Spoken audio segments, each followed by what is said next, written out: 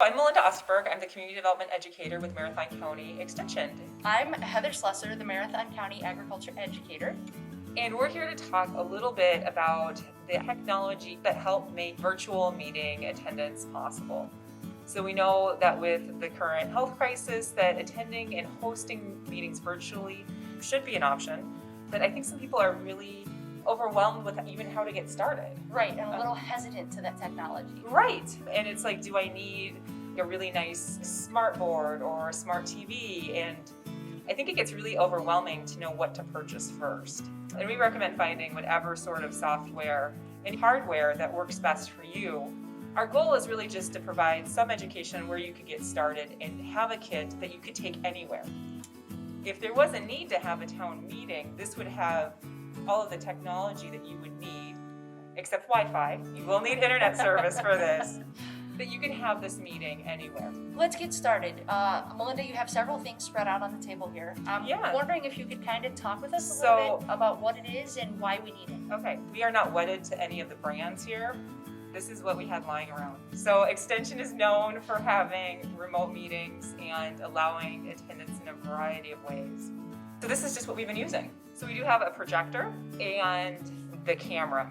And this is an external camera, and they kind of go together. So the projector will hook up to your laptop, as will the camera.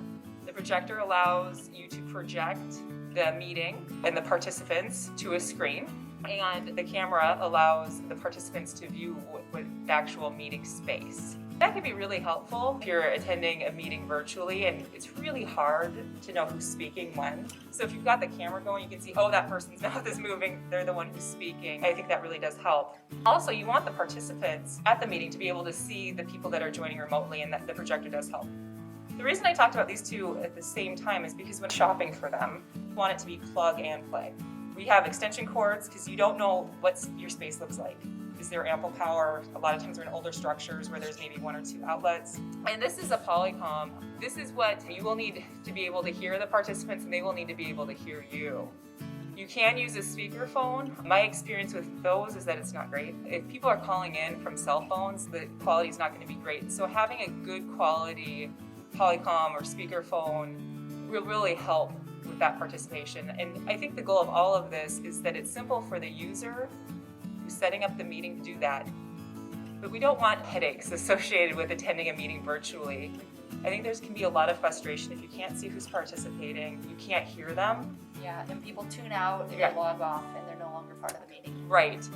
And so this is just a way that we can make this virtual meeting kit that you can take anywhere. You know, it's relatively affordable. I would say that you could, well under $1,000, buy very, very good quality laptop projector, Polycom, and an external camera, and be set up to host these meetings virtually in just about any space. And one thing we're not showing here, Melinda, is a screen for the projector. You could buy an external screen. I think that's pretty fancy. You can also just find a wall. You might have to take a picture or two down, but I think you can find a blank wall that would be sufficient to do this without having to buy an external screen. Would you mind walking us through how to set this up? Sure, I can. We are going to start with the laptop, which is our main source of technology. As I mentioned before, the plug and play aspect is really important, at least for me, because I am not a technology person, so I really wanted something that I didn't have to think about. I am actually going to set this up for a Zoom meeting. One of the things I'm going to do is I am going to plug in my projector. And you're going to want to have this face a white wall. We are going to plug in the projector, and I'm going to need an extension cord, not because I actually need the length, but I do need extra outlets. We can see that the projector's on, the little light came on, and I am now going to plug it into my computer.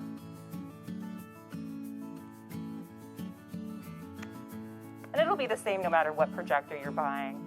You just plug one cord in, you find the port that works, and then you plug it into your computer. So we are going to turn it on, and that's just hitting the power button.